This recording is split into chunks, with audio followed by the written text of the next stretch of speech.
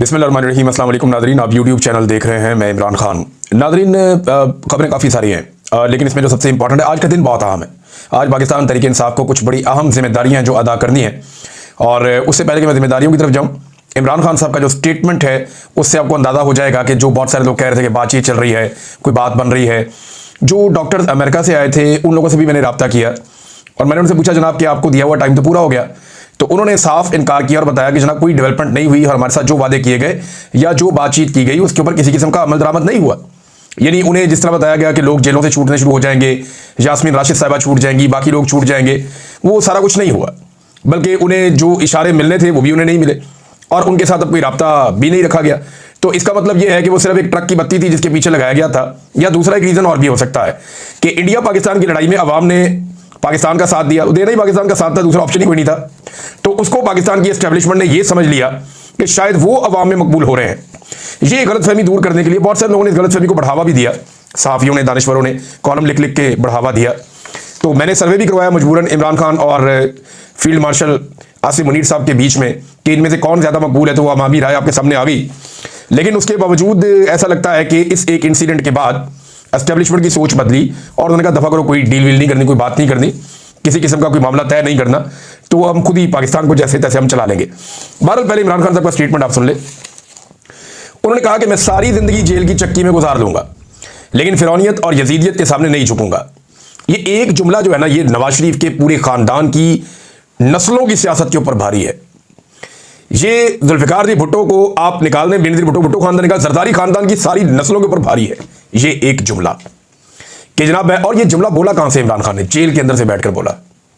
नवाज शरीफ, मरियम नवाज या बाकी सारे जेल के अंदर बैठ गए, इनके ट्विटर अकाउंट ही बंद हो जाते हैं, बात ही नहीं करते, जबान बंद हो जाती है, डीलों के चक्कर में लगे रहते हैं। फलाने जज को बनाओ, फलाना वकील कर लो, फलाने ब्यूरोक्रेट से बात करो, फलाने ऑफिसर से बात करो, फलाने फौजी के घर पहुंच जाओ, फलाने के रिश्तेदार को ढूंढो।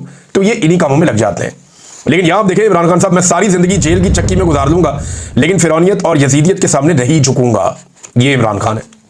कानून की हुक्मरानी मेरी तहरीक का मरकजी मकसद है, जिससे हम जंगल का कानून खत्म करेंगे। जब सियासी जमात पर तमाम दरवाजे बंद कर दिए जाए, इन पर जुल्म किया जाए, अदलिया आज़ाद ना हो, तब उनके पास सवाए पुरअमन एहतजाज के कोई दूसरा रास्ता नहीं बचता।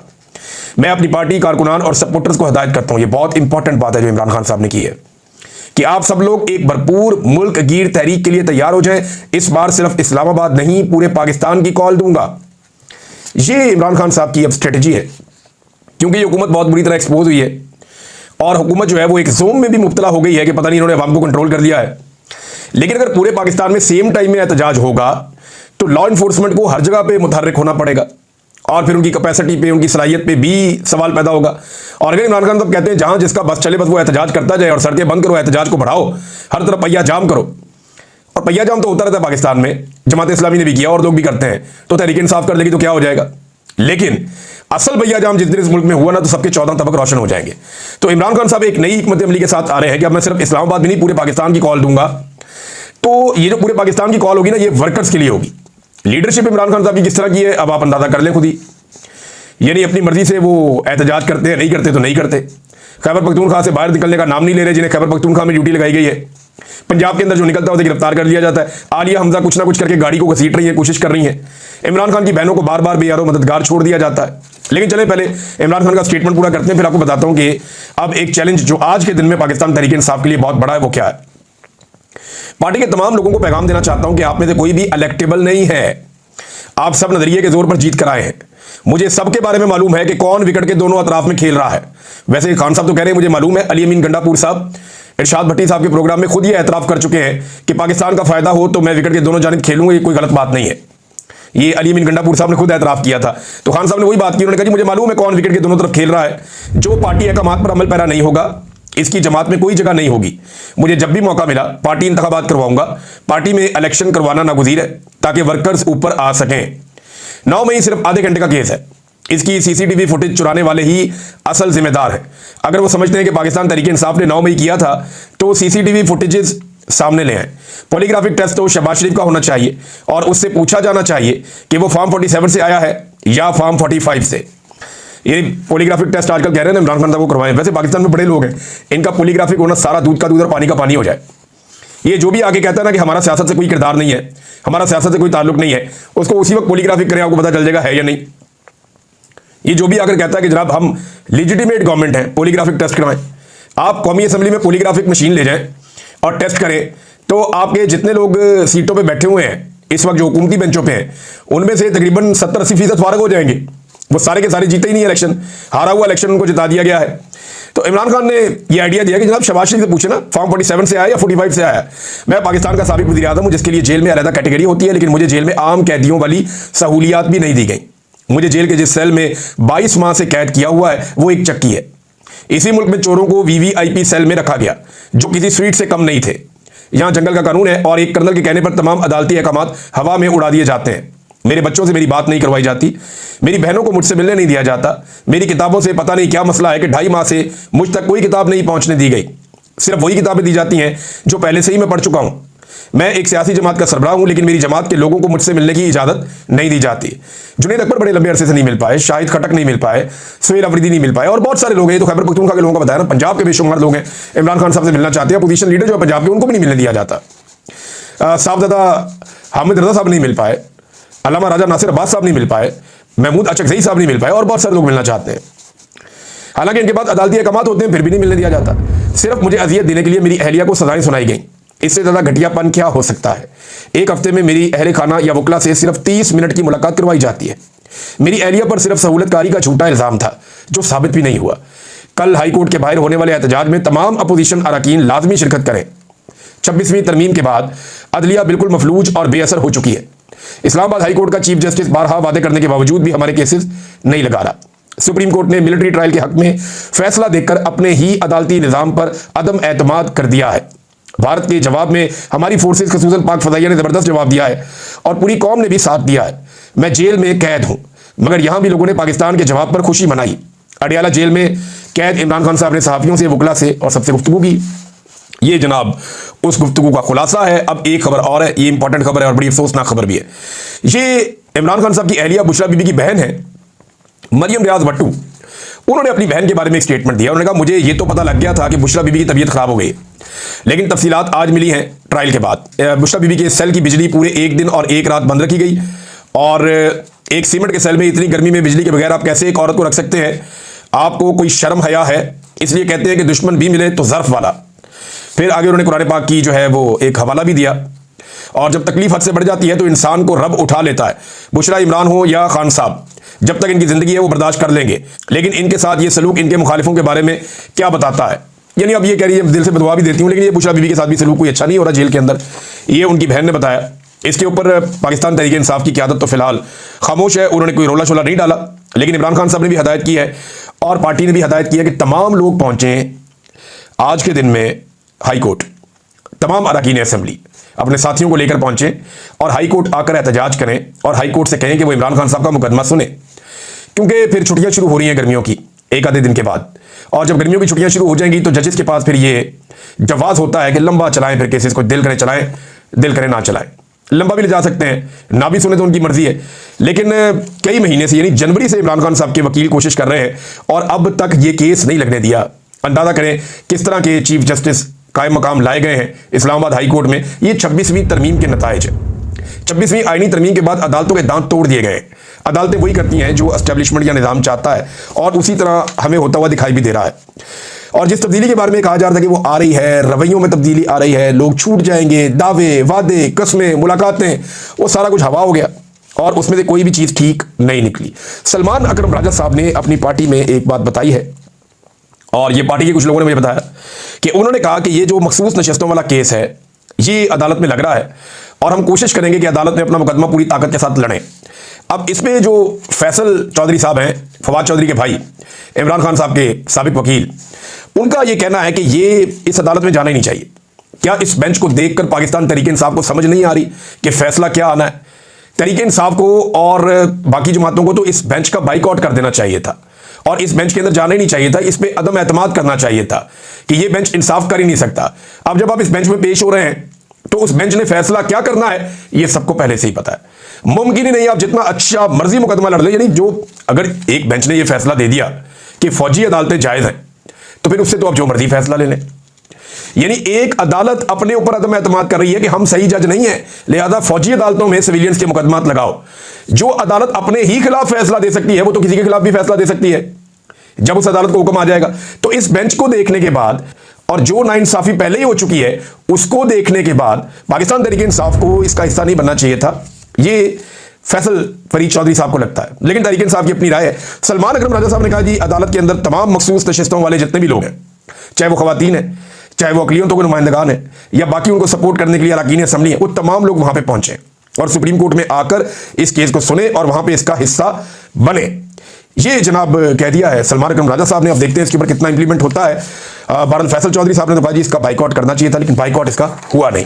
नाज़रीन एक और खबर ये है, और ये खबर अमेरिका से है, कि मैंने आपको बताया था ना कि जून में या जून के आखिर में, तो ये अब इसकी डेट भी आ गई है मेरे पास, आज ही के दिन में ये डेट अनाउंस भी हो जाएगी। 24 जून को अभी तक की जो इतला के मुताबिक है, अभी तक जो डेट सेट की गई है 24 जून को, ये जो कमेटी मैंने आपको कल बताया था, कमीशन जो इंसानी हुकूक का कमीशन है अभी की कांग्रेस में, ये कमीशन इस मामले को सुनेगा जो ट्रांसनेशनल रिप्रेशन के मामलात हैं पाकिस्तानियों के, कि जिन पाकिस्तानियों के ऊपर बहुत दबाव डाला जाता है, उनकी फैमिलीज को अगवा किया जाता है, उन्हें हरासा किया जाता है, पाकिस्तान के अंदर इंसानी हुकूक की पामालियाँ की जाती हैं। तो ये सारे मामला जो है ये पाकिस्तान के अंदर जो कुछ भी हो रहा है वो वहाँ पे सुना जाएगा अमेरिका में, और इसकी अपडेट भी आ गई है। पाकिस्तान जो है, पाकिस्तान की गवर्नमेंट वो इसको रोकने की कोशिश करेगी। ओवरसीज पाकिस्तानी इसके लिए बड़ा जोर लगा रहे हैं और एक 1 क्लिक कंपेन भी स्टार्ट होने जा रही है। ये कंपेन क्या है ये आने वाले दिनों में मैं आपको बताऊंगा। ओवरसीज पाकिस्तानियों ने कहा जी हमारे साथ बड़ा धोखा हो गया और हमें ऐसे तासुर दिया गया कि जैसे चीज़ें ठीक होने जा रही हैं, लेकिन उसके बाद हुकूमत ने अपनी चीज़ें ठीक कर ली ट्रंप की गवर्नमेंट के साथ, और पाकिस्तान तहरीक इंसाफ का जो सारी मेहनत थी ओवरसीज पाकिस्तानियों की, वो जो उन्होंने टाइम गेन करना था हुकूमत ने वो टाइम गेन कर लिया।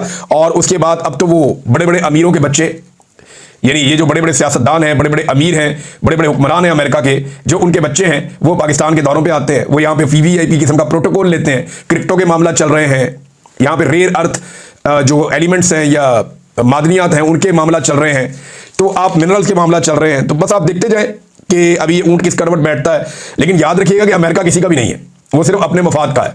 जिस वक्त वो ये देखेगा ना उसका मफाद इस चीज़ में है, तो वो 1 मिनट लगाएगा अंगड़ाई लेने में, और वो ये देखेगा ना कि पाकिस्तान के अंदर ये चीज़ आसान है और ये मुश्किल है, तो वो आसान चीज़ की तरफ जाएगा। तो अल्टीमेटली पाकिस्तान में जितनी इंसानी हुकूक की खिलाफ वर्जियाँ हो गई और जिस तरह आवाम खड़ी है, अमेरिका को ये चीज़ें भी नजर आ रही हैं, और कहीं ना कहीं इन चीज़ों का वजूद वो एक बिल के साथ जुड़ा है जिसे आप कहते हैं पाकिस्तान डेमोक्रेसी एक्ट, जो विल्सन ने पेश किया है, और उसके लिए पाकिस्तान तहरीक इंसाफ जो ओवरसीज है वो ये कह रही है उसके लिए अब जोर लगाएंगे। नाज़रीन एक चेयरमैन पीटीए के लिए अच्छी खबर है कि इन्होंने जाकर माफी मांगी और जरगे के हुक्म पे एमर वली ने माफ कर दिया चेयरमैन पीटीए को, और फिर सुलह सफाई हो गई। और यानी अगर कोई सिविलियन के आगे फंस जाए ना कोई दूसरा, तो वो सिविलियन फटाफट ही माफ कर देता है। लेकिन अगर सिविलियन कभी उनके हत्थे चढ़ जाए एस्टेब्लिशमेंट के, बड़ा लंबा रगड़ा लगता है, ये मैं अच्छी तरह जानता हूं। लिहाजा क्योंकि ये सिविलियन था एमल वली, तो इसने फिर माफ करना ही था, अल्टीमेटली उसने माफ कर दिया। और एक और ये जो पाकिस्तान तहरीक इंसाफ के कैंप को आग लगाई गई है पेशावर में, इसके हवाले से बताया जा रहा है कि ये पाकिस्तान तहरीक इंसाफ का कोई अहम रुकन है।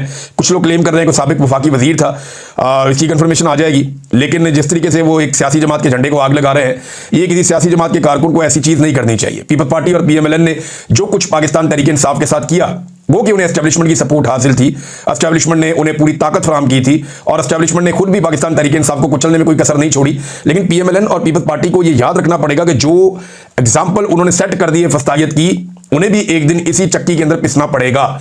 इतनी मार इन पॉलिटिकल पार्टीज ने माजी में नहीं खाई हुई जितनी मार पाकिस्तान तहरीक इंसाफ ने खा ली है। खासतौर पे खवातीन के हवाले से मैं बात करूं, घरों की तोड़फोड़ के हवाले से मैं बात करूं, और जबरी गुमशुदगियों के हवाले से मैं बात करूं, तो यहां पे कोई मुकाबला नहीं है पाकिस्तान तहरीक इंसाफ का इन बाकी पॉलिटिकल पार्टीज के साथ। तो आने वाले वक्त में जब यही सारा कुछ इनके साथ होगा तो ये बहुत बिलबलाएंगे, बहुत चिल्लाएंगे। अभी एक शेलिंग हुई है पेशावर में पीपल्स पार्टी के वर्कर्स के ऊपर, जिसकी हम शदीद मजम्मत करते हैं, भरपूर मजम्मत करते हैं कि अगर पाकिस्तान पीपल्स पार्टी के वर्कर पुरअमन एहतजाज करना चाहते हैं, चाहे वो वज़ीर आला हाउस के बाहर आकर करना चाहते हैं, तो उन्हें वो एहतजाज करने की इजाज़त दी जाए, वो एहतजाज करेंगे और चले जाएंगे। लेकिन अगर आप इस्लामाबाद में जाएं एहतजाज करने के लिए, तो आपके लिए जब हम कहते हैं कि PTI के लिए आवाज़ हम उठाते हैं कि जनाब पुरअमन एहतजाज है उन्हें करने दें, तो इस तरह जो दूसरी जमात एहतजाज करती है तो उन्हें भी पुरअमन एहतजाज करने दें। अब ये कह के लोग कहेंगे जनाब उनका मुतालबा ठीक है तो इनका मुतालबा गलत है, तो हर पॉलिटिकल पार्टी का अपनी नज़र में जो मुतालबा होता है वो ठीक ही होता है। वो करप्शन के हक में नहीं आ रहे थे, करप्शन के खिलाफ ही आ रहे थे। चाहे उन्हें कोई लाया, जो भी किया, जैसा भी हुआ, उन्हें उनका एहतजाज आप करने देते, जैसे आपका एहतजाज हम कहते हैं कि आपको करने दिया जाए। लेकिन ये आंसू गैस की शेलिंग जो अली अमीन गंडापुर साहब की पुलिस ने की है, वैसे तो पुलिस ने अब ओन कर लिया, तो इसलिए मैं कह रहा हूं कि पुलिस ने की है। इस पे गंडापुर साहब को पूछगछ करनी चाहिए, पूछना जरूर चाहिए कि ये हरकत क्यों की गई, किसके कहने पर की गई और इसकी ज़रूरत क्या थी। नाज़रीन, सिद्दीक जान साहब ने एक इन्फॉर्मेशन शेयर की है।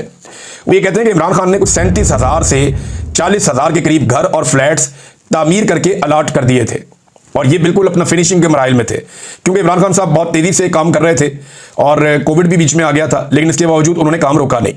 अब महाना इनकी जो घरों की किस्त थी वो तकरीबन 10,000 रुपये रखी गई थी, लेकिन जब रिजीम चेंज किया गया पाकिस्तान में तो उसके बाद जो हुकूमत आई उसने ना सिर्फ किसी को ये घर या फ्लैट दिए ही नहीं, यानी कब्जा देने से इनकार कर दिया, बल्कि अब हाउसिंग अथॉरिटी का नाम तब्दील करके, यानी इमरान खान साहब का जो नया पाकिस्तान हाउसिंग अथॉरिटी थी उसका नाम तब्दील करके ये फ्लैट्स और घर अपने लोगों को देने जा रहे हैं। यानी इमरान खान साहब ने जिन लोगों को अलॉट कर दिए थे, जिन गरीब लोगों को एक क्राइटेरिया के तहत ये मिल गए थे, उनकी बजाय अपने लोगों को देने जा रहे हैं। ये सिद्दीक जान साहब ने कहा तो ये एक बहुत बड़ा स्कैम है, इसकी तहकीकात होनी चाहिए, इसका पुराना और नया डाटा दोनों निकाले जाने चाहिए और दोनों तरह के डाटा को सामने रख के एक्सपोज करना चाहिए इस हुकूमत को, अगर ये ऐसा गंदा काम करने जा रहे हैं, क्योंकि कल को ये फंसेंगे और इनके ऊपर करप्शन के केसेस बनेंगे, ये इससे बच नहीं पाएंगे। एक और चीज़ नाज़रीन, ये फ्रांसीसी सदर को जो चपेट पड़ी है उनकी बीवी से, इसमें उनका मौक़िफ़ भी आ गया है। ये एक छोटी सी वीडियो है जहाँ पे फ्रांसीसी सदर जो है वो अपने तैयारे के अंदर मौजूद हैं। वैसे इनके तैयारे फ्रांस के बेचारे बदनाम ही हो रहे हैं, पहले इनके तैयारे गिर गए और अब वो तैयारे के अंदर एक और हरकत पकड़ी गई है। तो तैयारे आजकल जो है फ्रांस के जो है वो मनूसत चल रही है वहाँ पे। तो फ्रांसीसी सदर जो है वो अभी अपनी बीवी के साथ कुछ बातचीत कर रहे थे या कोई गर्मी सर्दी या कुछ भी जो भी चल रहा था, तो जो उनका अमला है उसने वो दरवाज़ा खोल दिया जहाज़ का, बाहर कैमरे फिट थे, तो कैमरों ने दिखा दिया कि जहाज़ के अंदर क्या हो रहा है। तो ऐन उसी वक्त फ्रांसीसी सदर के मुंह के ऊपर उनकी बीवी ने अपना हाथ मार के उनको पुश किया, तो ऐसा लगा जैसे थप्पड़ लगा है। तो वो विजुअल जो है वो बड़ा वायरल हो गया, पूरी दुनिया में उसके ऊपर प्रोग्राम होना शुरू हो गए। फ्रांसीसी सदर ने एकदम बाहर देखा तो फौरन अपना मूड चेंज किया, हाथ हिलाया और आगे की तरफ बढ़ गए अपनी बीवी की तरफ, और चंद लम्हों में दोनों बाहर आ गए, हंसते खेलते नीचे आए, मिले सबसे और बिल्कुल नॉर्मल लग रहे थे, जैसे कुछ हुआ ही नहीं। अब लोग ये कहते हैं कि दोनों के बीच में लड़ाई हुई है और उन्होंने इनको पुश किया, इनकी बीवी ने, और धक्का दिया। 2007 में इन्होंने अपनी स्कूल टीचर से शादी की थी और ये पसंद की शादी की थी फ्रांसीसी सदर ने, और ये बड़ा मकबूल भी हुआ था मामला कि अपने से बड़ी उम्र की और पसंद की शादी की अपनी स्कूल टीचर से। तो फ्रांस में ये चलता है, उनका कल्चर है ये। लेकिन जो ये थप्पड़ वाला मामला है, इस पर उनका रद्दमल आया, उन्होंने कहा नहीं नहीं, ये थप्पड़ नहीं मारा, हम मियाँ बीवी आपस में मजाक कर रहे थे और मजाक में जैसे उन्होंने पुश करते हैं वैसे उन्होंने मुझे किया, ये कोई थप्पड़ नहीं था।